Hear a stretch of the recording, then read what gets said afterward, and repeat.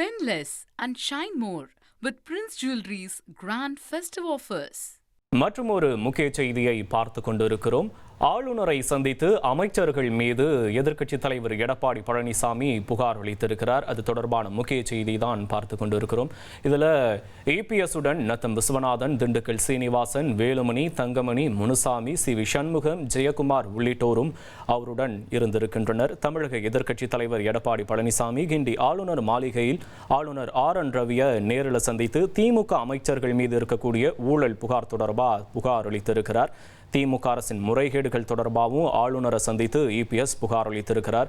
ஆளுநரை சந்தித்த போது எடுக்கப்பட்ட புகைப்படத்தை தான் தற்போது நாம் திரையில் பார்த்து கொண்டிருக்கிறோம்.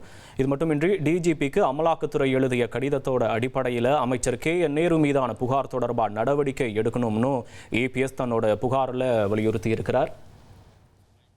விவரங்களை செய்தியாளர் தாயுமானவன் வழங்க கேட்போம். தாயுமானவன் வணக்கம். இந்த சந்திப்பு தொடர்பான விவரங்களை பதிவு பண்ணலாம். தாயுமானவன், 2026 சட்டமன்ற தேர்தல் நெருங்கி வரக்கூடிய சூழல்ல தமிழக எதிர்க்கட்சி தலைவர் எடப்பாடி பழனிசாமி இண்டி ஆளுநர் மாளிகையில் இருக்கக்கூடிய ஆளுநர் ஆர்.என். ரவியை நேர்ல சந்தித்து திமுக அமைச்சர்கள் மீது இருக்கக்கூடிய ஊழல் புகார் தொடர்பாக நடவடிக்கை எடுக்க தற்போது புகார் மனுவை வழங்கியிருக்கிறாரு. இது அரசியல் வட்டாரத்துல பேசுபொருளாக அமைந்திருக்கிறது.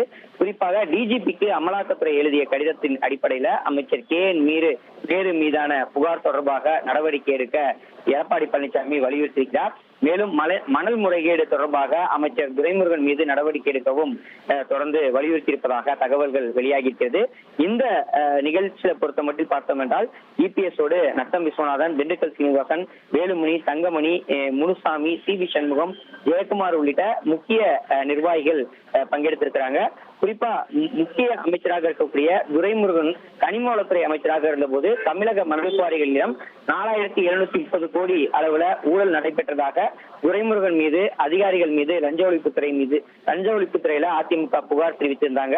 அதே போல கடந்த அக்டோபர் 27ஆம் தேதி நகராட்சி நிர்வாகம் மற்றும் குடிநீர் வழங்கல் துறை பணி நியமனத்துல 888 கோடி ரூபாயில ஊழல் குற்றச்சாட்டு நடைபெற்றதாகவும் பணி நியமனத்துல முறைகேடு நடந்ததாகவும் கூறி நேரு மீது ஒரு குற்றச்சாட்டு என்பது முன்வைக்கப்பட்டிருந்தது. இந்த இரு முக்கிய அமைச்சர்கள் மீது நடவடிக்கை எடுக்க வலியுறுத்தி இபிஎஸ் தனது புகார் மனுவை அளித்திருப்பதாக தகவல்கள் வெளியாகியிருக்கிறது. உங்களுடைய விவரங்களுக்கு நன்றி Thayumanavan. Spend less and shine more with Prince Jewelry's grand festive offers.